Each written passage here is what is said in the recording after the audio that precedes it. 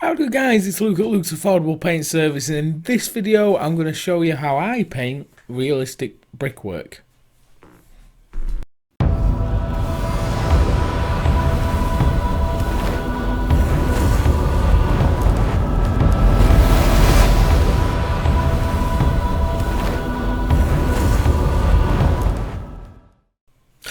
Right guys, so in this video it's how I've painted the tunnel mouth for the train layout. I'm showing you this now because ideally with what I've learnt on this build is I should have painted this before laying the track. It'd have been a bit easier, or painting it before I even built it and fit it into place would have made more sense. But this is how I've done it. So if you apply these techniques to whether you do it before building, after building, before laying track, whatever, it will still work.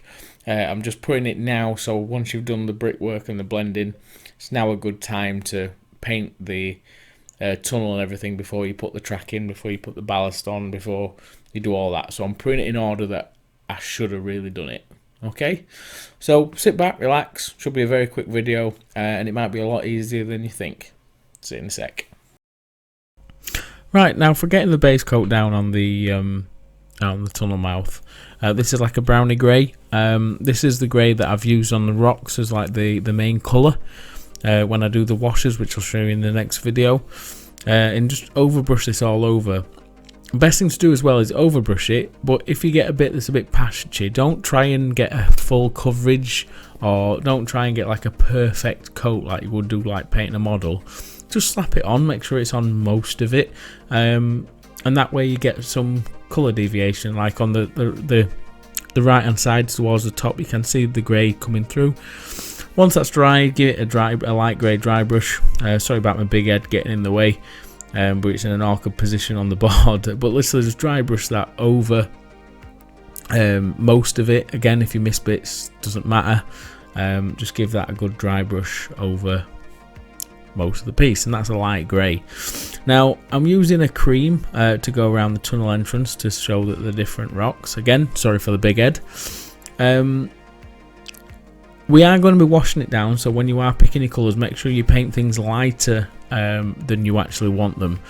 So this looks a bit rough, it looks a bit too bright, but that's what you want, because we are going to be putting maybe 2, maybe 3 washes on top of this, so it will pull it right back. Okay. With that same colour, pick a few bricks out. Don't, just randomly paint them.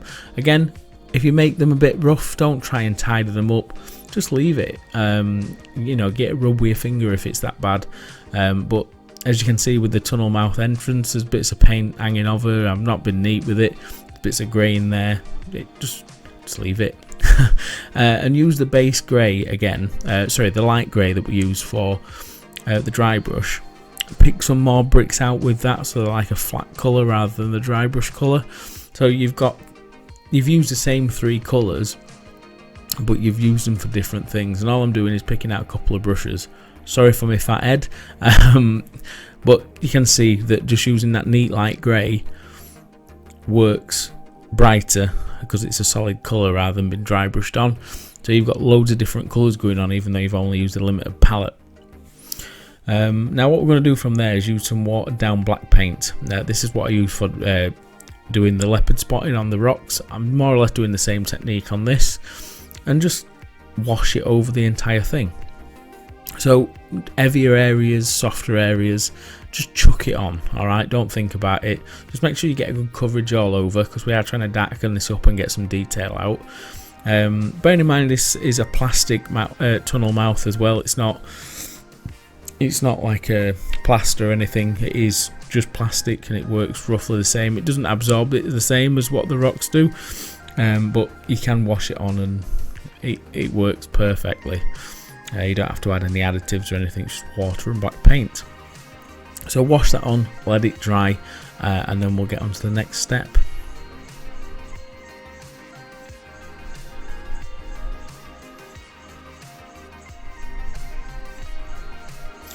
Right, once that's dry, put another coat on. I already put another coat on the centre section, and I'm just applying it to the outer sides. I lost the footage. Well, I didn't lose the footage. My fat head was in the way all the way through me doing it. But let's just put it on the heavier areas. If you want, just put some drops on like I'm doing there, and darken it up in spots differently, and just make it quite irregular. And then that way it gives it that sort of weathered, natural look. And just keep throwing it on until you're happy. If it needs it again, do it again. If it doesn't, just leave it as it is.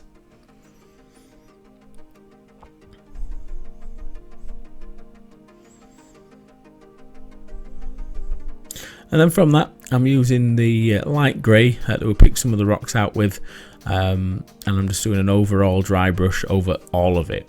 Okay, and this is a very soft dry brush. You can hardly tell, but when you look at it, it does make a little bit of a difference. It just sort of smooths it all out a bit. But as you can see, all them stones that we've painted in with the two colours, and now we're all blending together. The wash has tied everything together and making it look good. Now, with the tunnel entrance, with it being a train diorama, you're going to need some soot.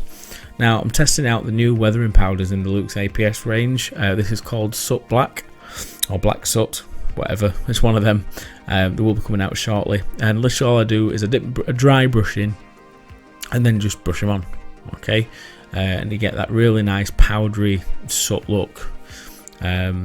If you want, you can damp your brush and do this as well, and that way you get some clumps of it, and you'll get some rougher textures.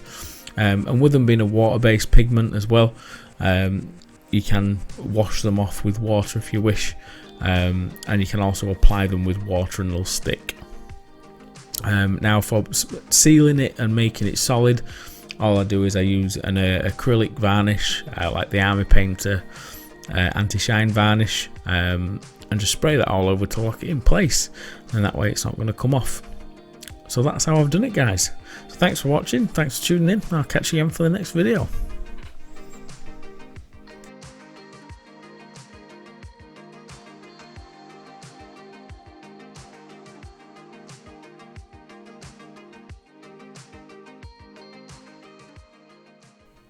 So yeah, guys, super simple. I wasn't even tidy or neat with the work. If I was going to do it again and I were going to be neat and tidy, I think it distracts from that realistic look, really. Because when you look at brickwork and like old stone like that as well, especially from early days like 30s, 40s, it's so rough and mucky and done in. It's not perfect, it's not neat. And that's one thing that I don't like about a lot of people's work that I watch. Everything's really nicely, perfectly painted. There's no, like, mistake's a bad word, but there's no, it's not grotty, it's all a bit clean and a bit tidy. So if you're a bit rough and ready with it, not too much, but if you're a bit rough and ready with it, I think it gives the illusion of a bit more realism. I mean, I am a sloppy worker anyway, as you've seen, but I think that's where a lot of my style comes from. It gives it that sort of realistic, messy edge. Probably wording it completely wrong and making me sound like a right dick, but looking at it done, I think it lends itself to quite a nicely painted piece, even though we're a bit rough with it.